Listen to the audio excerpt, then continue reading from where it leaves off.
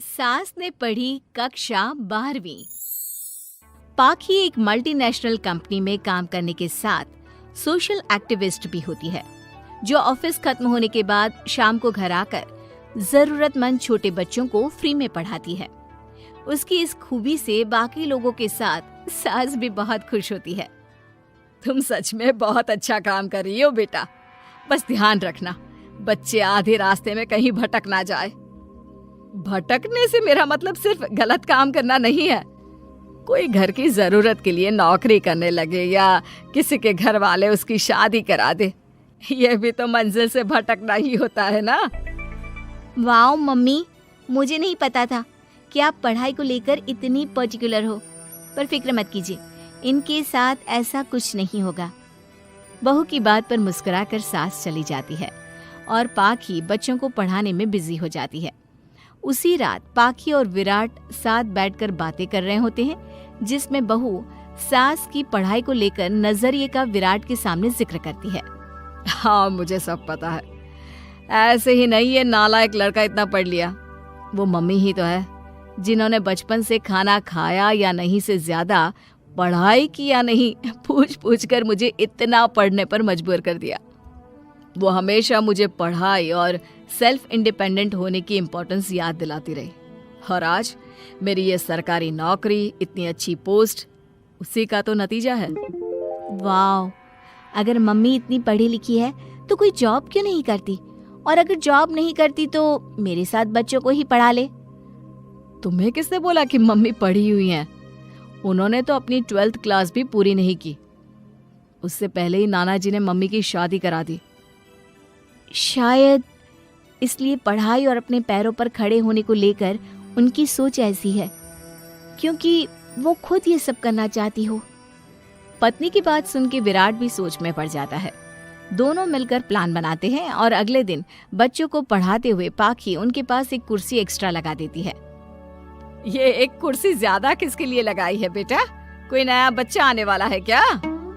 हाँ जी, आज से मेरी एक नई बच्ची मेरे पास, यानी कि मेरी सास, दोबारा पढ़ाई शुरू करने वाली है। अरे क्या पागल जैसी बात कर रही है। भला ये भी मेरी कोई उम्र है बच्चों के बीच बैठकर पढ़ने की? तू बस ना इनके भविष्य पर ध्यान दे, मुझ पर नहीं। मम्मी, सीखने की कोई उम्र नहीं होती, बस इच्छा होती है। और मुझे पता है कि आपके अंदर वो इच्छा आज भी जिंदा है। अरे तू बस अपने काम और इन बच्चों पर ध्यान दे।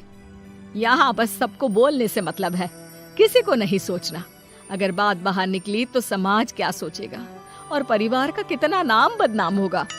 मम्मी, आपने पापा और इस परिवार के बारे में बहुत सोच लिया। सबकी खुशियों के लिए अपने सपने बहुत कुर्बान कर दिए। अब ये वक्त अपने पर ध्यान देने का है। और जिस समाज की आप बात कर रही हो ना, उसकी तो आदत है हर कामयाब होते इंसान पर पत्थर मारने की। बेटी को भी बहू का साथ देते देख सास गुस्से में अपना सर पकड़कर बड़बड़ाते हुए वहां से चली जाती है। ये स्टूडेंट थोड़ी जिद्दी है, पर इन्हें मैंने 12th क्लास पास नहीं कराई तो मैं भी अपनी सास की बहू नहीं। ये देखने में तो मजा ही आ जाएगा। इसी के साथ पति पत्नी मिलकर सास को पढ़ाने के मिशन पर लग जाते हैं, लेकिन सास उनकी हर कोशिश को नाकाम कर देती है। एक शाम विराट अपनी मम्मी के लिए 12th क्लास की बुक्स लेकर आता है, जिन्हें देखकर इस बार सास का गुस्सा उन दोनों पर मानो फूट ही पड़ता है। अरे तुम दोनों का दिमाग खराब हो गया है क्या, जो ये बेवजह की जिद पकड़े बैठ गए हो? मैंने एक बार बोल दिया ना, मुझे कोई पढ़ाई नहीं करनी। इसके बाद मेरी पढ़ाई को लेकर मुझे घर में कोई जिक्र नहीं चाहिए। पोता पोती पकड़ने की उम्र में किताबें पकड़ूंगी तो अच्छी लगूंगी क्या? अरे परिवार का मजाक बन जाएगा। मम्मी, पोते पोती आप पढ़ने के बाद भी तो खिला सकती हो। और रही मजाक बनाने वाले लोगों की बात, तो उनके पास खुद का कोई सपना होता नहीं, इसलिए दूसरों की उड़ान रोकने की कोशिश करते रहते हैं। बस एक बार माँ, आप कोशिश तो करो। अगर अच्छा नहीं लगा तो हम दोबारा कभी नहीं बोलेंगे।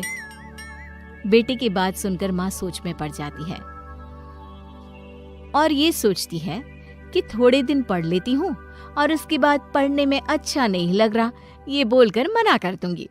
ऐसी प्लानिंग बनाकर वो पढ़ने के लिए तैयार हो जाती है। मौके का फायदा उठाकर तुरंत वे लोग सास का ओपन से 12th में एडमिशन करा देते हैं। मम्मी, आज से आपकी सारी जिम्मेदारी मेरी। अब तो आपका नाम टॉपर के लिस्ट में आने से कोई नहीं रोक सकता। ये मेरे सीधे बच्चे, इन्हें अंदाजा भी नहीं कि माँ का प्लान क्या है। पाखी सास को पढ़ाना शुरू करती है। दिन बीतते हैं जिसमें धीरे धीरे सास भी कंफर्टेबल होने लगती है, लेकिन फिर पाखी एक सब्जेक्ट पढ़ने के लिए ट्यूशन जाने का सजेशन देती है, जिस पर बहुत गुस्सा, ड्रामा करने और पाखी के लाख बार मनाने के बाद एक बार फिर सास तैयार हो जाती है। थैंक यू मम्मी, आपको नहीं पता कि आपका 12th क्लास पढ़ना हम दोनों के लिए कितना ज़रूरी है। अब ये सिर्फ आपका नहीं, हमारा सपना भी बन गया है। बहू की बात सुनकर सास अपने प्लान को लेकर सोच में पड़ जाती है। अगले दिन पाखी सास के साथ उन्हें ट्यूशन छोड़ने जा रही होती है, जहाँ रास्ते में पड़ोस की कुछ औरतें बैठी मिलती हैं। अरे वाह विराट की मम्मी, तुम्हारा इस उम्र में पढ़ाई का कौन सा भूत जाग गया? बहू को बोलो कि पोता पोती दे दे और बच्चों के साथ खेलो। अरे क्या उनके बीच बैठकर अपनी खिल्ली उड़वाने चल पड़ी? आंटी जी, जब सरकार या भगवान ने सीखने की कोई उम्र नहीं रखी तो आपको क्या दिक्कत है? अरे देखो तो जरा, बहू की जुबान कैसे कैंची जैसी चल रही है। अब सास घर संभालने की जगह इन सब चीजों पर ध्यान रखेगी तो बहू के तो ये हाल होने ही है ना। देखा बहू, इसलिए बोलती थी, अरे खाली दिमाग वालों से बहस नहीं करनी चाहिए, क्योंकि वो जब भी मुंह खोलेंगे गू ही बोलेंगे। उदाहरण तो तुमने अभी देख लिया। वैसे बहन, मैं तो अपना सपना पूरा कर लूंगी, लेकिन क्या यहाँ बैठकर पंचायत करने के अलावा तुम लोगों का कोई दूसरा सपना भी है? सारी औरतें चुप हो जाती हैं और सास बहू चले जाते हैं।